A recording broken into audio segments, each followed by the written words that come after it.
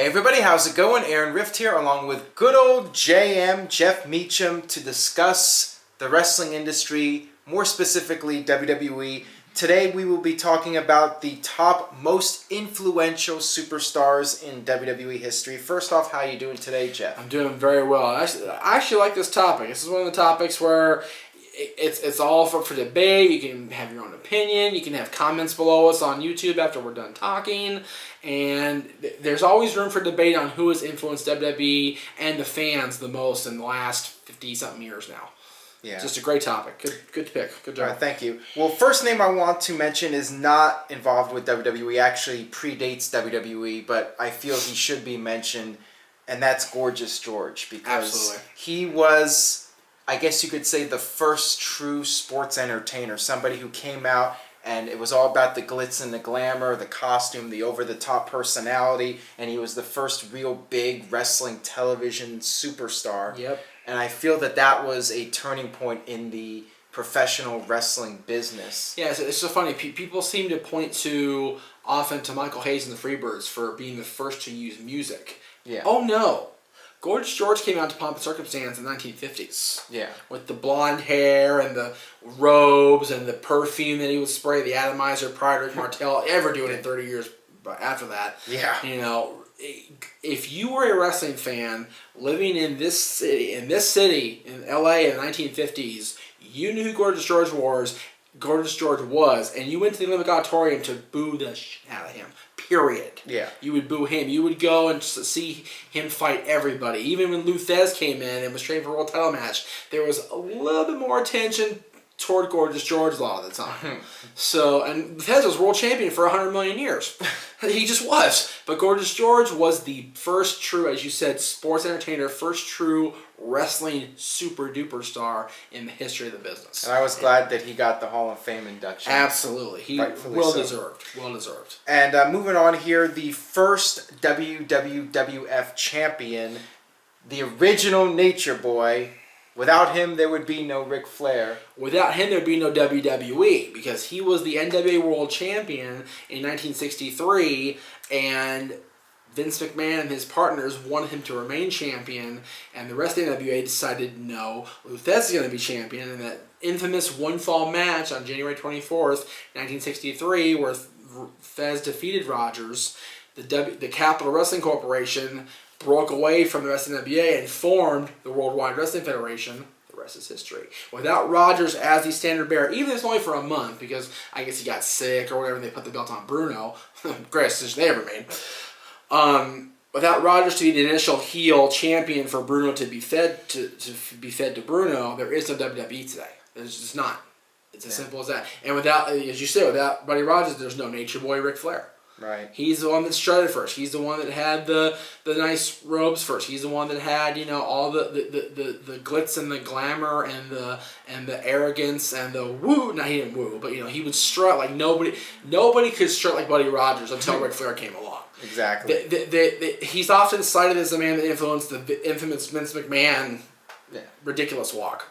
So Buddy Rogers definitely had an influence on the WWE and on history, but so did the man who succeeded him as champion, Bruno Sammartino. Absolutely. Bruno Sammartino was a guy in 1963 when he defeated Buddy Rogers in less than a minute. And remember, this is Buddy Rogers who went almost an hour with Pat O'Connor 2 years prior to winning the WWE title. Bruno destroyed him and held the title for almost 8 years. Consecutively. That doesn't happen now, obviously. But Bruno was the star. If you were a wrestling fan between Maine and DC, you loved Bruno. Period. And you wanted Bruno to take out everybody. You wanted him to take out, you know, Ivan Koloff. You wanted him to take out Buddy Rogers. You wanted him to take out all the guys that were around back then, and he did it every step of the way. And he was the first real true WWF ethnic champion. You know, all the Italians came to see their hero Bruno, and WWE would try to recreate that with other superstars like Pedro Morales and all these different guys, ethnic champions, but nobody could really match the drawing power of Bruno. You know, for all the people in recent years, up until he got the Hall of Fame induction given to him a couple years ago, criticized Bruno for his lack of drawing power. Go to Madison Square Garden between 1965 and 1975 and tell me how many people came to see the Rangers and how many people came to see Bruno Sammartino. Yep. Just saying. I'm just saying. Yeah, they tried to recreate that success, but nobody could measure up to Bruno's level of popularity. Not until the golden era started in the heyday of Hogan was there ever a mega draw like Bruno Sammartino. Exactly. And next person I want to bring up is the guy who ended up beating Billy Graham, or excuse me, the guy I was going to mention here is Billy Graham, the guy who beat Bruno Sammartino. The second time, yes. Yes, the second time, and ended his reign. Superstar Billy Graham, who, in my opinion, was one of the most influential superstars of all time. And as it even says on his DVD, he was ahead of his time. 20 years too soon. Bruno lost to Billy Graham, and Billy Graham, he was very much an over-the-top character, you know, with the promos and the tie-dyed clothes and all that. He had the whole package of the modern WWE superstar that we know today. I think, I could be wrong here, but I think that he is still the longest reigning consistent heel champion in the company's history. He was champion for 10 months. In a time where Backlund was starting popular and Bruno was still popular, Graham ruled with an iron fist. He would come out there and cut these ridiculous promos with his colorful shirts on and the blonde hair, and Ernie Roth, the Grand Wizard, just bouncing around all over the place by his side and everything. And Billy Graham, superstar Billy Graham, had he been a champion in any other era except the 70s, he could have been champion for another year, 2 years. He could have been a Triple H. He could have been a CM Punk at the end of his big reign. He was just that good. And he influenced so many people, including Hulk Hogan, Jesse Ventura, the biggest stars in there. Triple H. Triple H inducted him in the Hall of Fame in 2004. Yeah. And Hunter talked about how much he influenced Hunter. And that now Graham, wants to, rescind his ring and whatever. But, superstar Billy Graham, he's one of those guys where without him, there'd been no charismatic, over-the-top heel champion in the company. Big Papa Pump Scott Steiner, another guy who was very heavily influenced. Exactly. All the guys that tried to proclaim having the largest arms in the world. Yeah, Graham did for a while. Yeah, he was the guy that really started that trend. Absolutely. And moving on into the 80s, of course, Hulk Hogan, the WWF champion, one of the biggest superstars of all time. Everybody was influenced by Hulk Hogan. They wanted to be Hulk Hogan. They wanted to have his charisma and his personality. Everyone, when you try to do promos, you always try to copy Hulk Hogan because, he was so over the top and so energetic. Yeah, depending on which era you talk to people, they either love him or hate him. Love him because he was so popular. Love him because he was so charismatic and so colorful and so over the top and the what you gonna do and the whole the ear thing. And then there's people that say, well, he couldn't wrestle. Like, you know what? I got news for you. Hogan didn't need to wrestle. Hogan had less moves to do him than John Cena does now. And he was still the most over guy in the history of the business.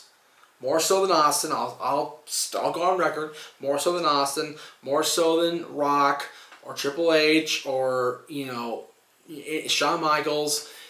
He wasn't always the best wrestler, but he was the most entertaining guy the company ever had. And he could just come out there and just stand in the middle of the ring and not even have to say anything. Just look at the crowd, and he can get them to go absolutely nuts. He can come back after 8 years of being gone from WWE and get that reaction in Montreal. Just his eye contact with the audience. That's all he has to do to get a reaction. That's how charismatic he was. And still is. I was in a bookstore in 2009 when his second book came out, waiting in line to meet him, and this place was quiet. I mean, bookstores usually have a little bit of hustle and bustle. There's usually a little bit of buzz, but it's not really overly loud. He came through that rec room door, and that place, the roof blew off at Barnes & Noble.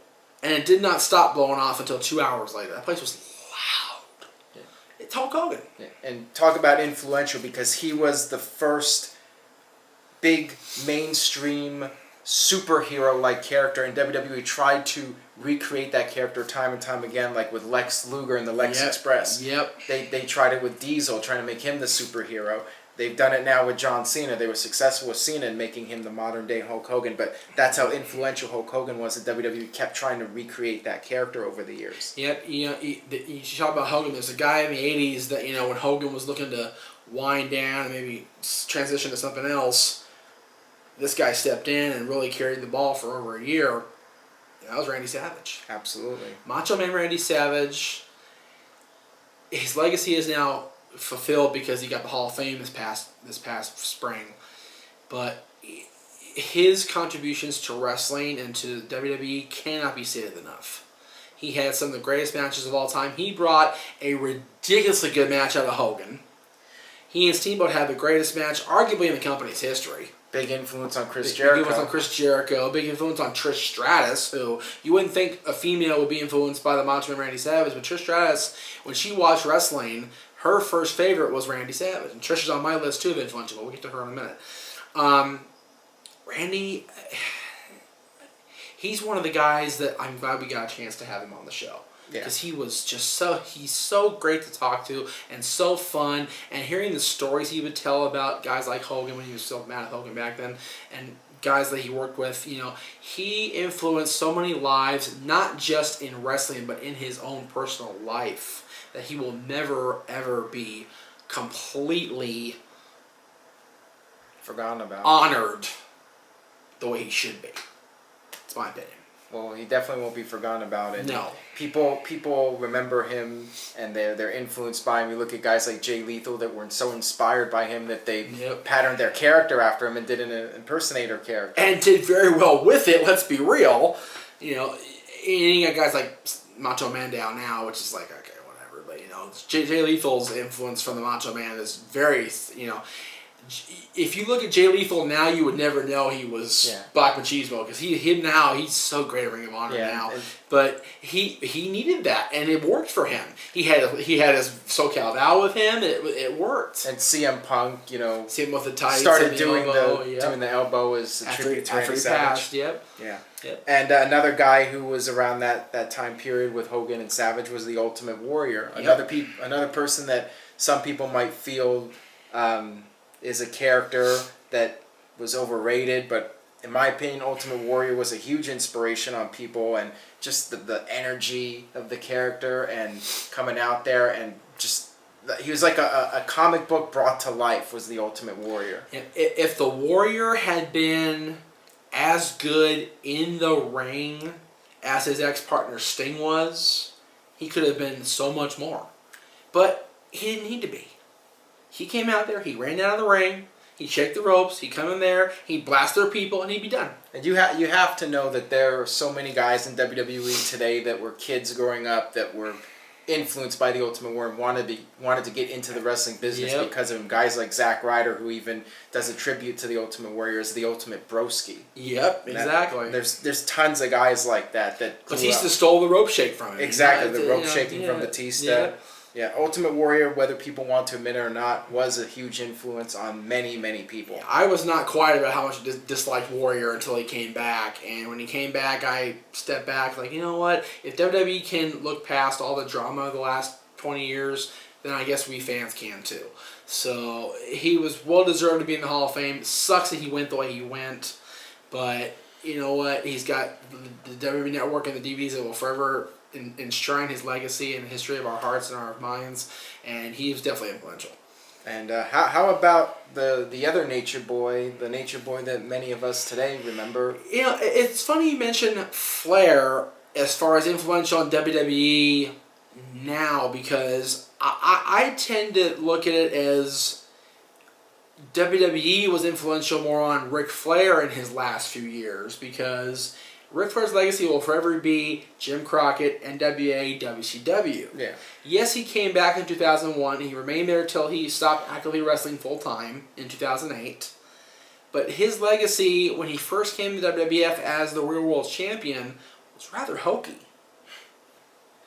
I like Rick. I always have liked Ric Flair. Even as a little kid, I liked him as a bad guy because he was facing my hero. But I'm not sure if Flair's influence in WWE is as profound as we've all been led to believe, because Vince did just fine without Ric Flair for most of his time ruling the world. I do want to say I think that '92 Rumble was a big influence on people. Because that Rumble, yes. When Ric Flair stole the show in that Royal Rumble, I mean, they tried to recreate that moment, having guys come in at number 1 or number 2 or number 3 and last the whole way through. I mean, that was Ric Flair that first went the distance. Absolutely. We've talked about the guys from the 80s and how they've been an influence, but into the 90s and into, even before the Attitude Era started, you had a guy that came in Survivor Series 1990 and ended up being arguably the greatest character in the history of the business. It's WWE, but the business. I'm talking about The Undertaker. Undertaker has been one of those guys the last 25 years. I know it's 25 because I started watching right before he debuted. So I've been around 25 years now. Undertaker has endured because he's allowed himself to be... They call him the Madonna of wrestling a lot because the way he evolves his character every single step of the way. But it sounds hokey and cliche, but it's really what he is. He has found a way to endure. Even when he's gone for a year, he comes back. People still want to see him walk down the aisle with the lights down low and the smoke and the raising the lights up and the whole thing.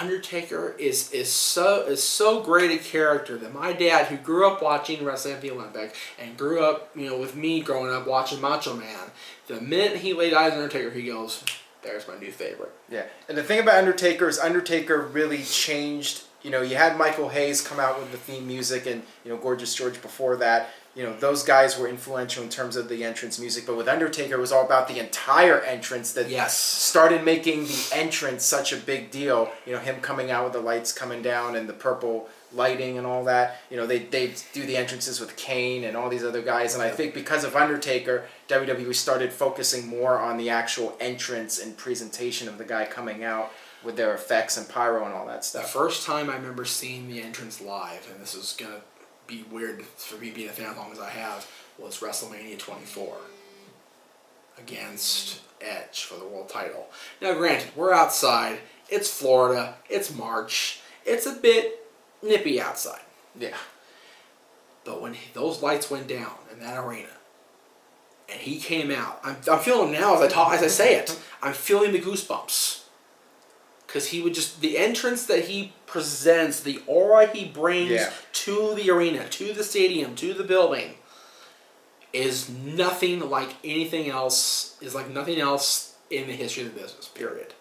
And, you got entrances like Bray Wyatt today that are patterned after Undertaker's entrance. I tell you, when we went to SummerSlam last year, and I sat in the suite with Ryan, the Firefly thing mesmerized me with Bray Wyatt. Absolutely. And stuff like that, you wouldn't have the Undertaker's entrance. You just wouldn't have that. Exactly. A few more names I want to mention here from the Attitude Era. Me too. First off, Stone Cold Steve Austin. Of course. I mean, Steve Austin influenced so many people who are in the business now. Steve Austin influenced guys like Mr. Kennedy and countless other people wanting to act like Steve Austin. They wanted to be as cool as Steve Austin. They wanted to have the merchandise like Steve Austin. They wanted to be badass like Steve Austin. I mean, he really changed the entire industry with his character. Austin was the first guy, not even Hogan, was the first guy I ever bought multiple shirts for. Yeah. And because the designs were great and the character was just... When Austin was really coming into his own, I was first starting my first job, and I kind of hate my boss too. So I want to rebel. I want to tell my boss, stick it up your ass, hell yeah, And it's just, everybody in the country related to disliking their boss. Yeah. Luckily, I got a great boss 2 years later, but Austin was great. You had him there, and at the same time, you had two other guys, The Rock and Triple H. Yep. And who would have thought in 1995 when we saw Hunter S. Helmsley walk in that he would one day rule the world? Who would ever thought that he would be the son-in-law of God? Seriously, But Triple H and The Rock both came up at the same time, and The Rock with his promos. And again, another one of those guys where not as over-dramatic as Undertaker's entrances, but Rock's mere entrance and opening promo, when he would, if you smell, and do you smell that? Finally, The Rock he captures everybody in. Yeah, I mean, just like Steve Austin influenced people to do the anti-authority character and try to imitate that. Everyone tried to pattern their promos after The Rock. The Rock really became known for doing all the catchphrases, and you had all these guys trying to do catchphrases like The Rock and trying to copy his demeanor. And there was no heel champion in the Attitude and brand extension and even modern era better than Triple H. Yeah. Period. Triple H is...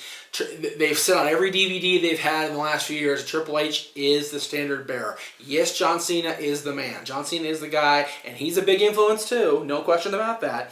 But Triple H is the one who has influenced everybody that has come after him, either with his work rate, with his promos, or with the way he's helped the younger guys in NXT now and shape the future in that way. Triple H is shaping the business every single day. He puts on that tie and walks into that office in Connecticut every single day. And let's not forget his good friend in DX, one of his best friends. Shawn Michaels, my God.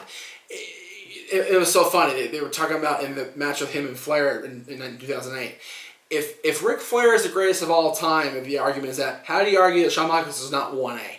Well, Shawn Michaels, many would argue, while Flair was better at promos, Shawn was better than anybody when it came to just the in-ring performance. Yes. Nobody could do what Shawn Michaels did. JR said it best at WrestleMania 14. Nobody has ever outperformed Shawn Michaels in a big event situation. And it don't get no bigger than WrestleMania. Shawn Michaels was, win or lose, the guy at WrestleMania for a number of years. Everyone tries to talk like Shawn Michaels. They try to bump like Shawn Michaels. I mean, Shawn Michaels was just a guy that everyone wanted to... If you want to become a wrestler, you want to learn from Shawn Michaels. You want to do what he's doing because he was the best at it. We've talked all about the guys. I mentioned Trish Stratus earlier. Trish Stratus came along at a time where the Divas were transitioning from being the Sunnies and the Sables and the other eye candy. And Trish was, and still is to this day, God love her, eye candy. But she brought the athleticism. She's the one that, took the women's championship that Moolah had dominated for a number of years and turned it on its ear and brought on girls like Lita and Ivory and Jazz and Molly and Mickie James and everybody else who came after Trish or during Trish. Trish Stratus is, in my opinion, the most influential female WWE superstar, WWE diva in the history of the company. Absolutely. I mean, she was a class act and a great performer. She was great at everything she did. Even the brief little thing we got out of her on the text interview, she was still 100% class act all the way. Made sure she answered every question she got. I mean, like super cool. Like Shawn Michaels, if you're gonna become a wrestler, he's the guy that you want to pattern yourself after. And with Trish Stratus, if you're an upcoming diva, I mean, she's the one that you would inspire to be. Yep, Trish is awesome. You would want to inspire to be like that person. And to be so humble and grounded still that when her mom got sick and when she wanted to get married, she stepped away. Yeah. And now she has a family. Yeah. Awesome. A very classy person. Very classy lady. All right, so that'll wrap it up for our thoughts on the most influential superstars in WWE history. Leave a comment, let us know what you think, and stay tuned to the NoDQ.com channel on YouTube. Stay tuned to NoDQ.com for the very latest in the world of wrestling, and we will see you guys next time.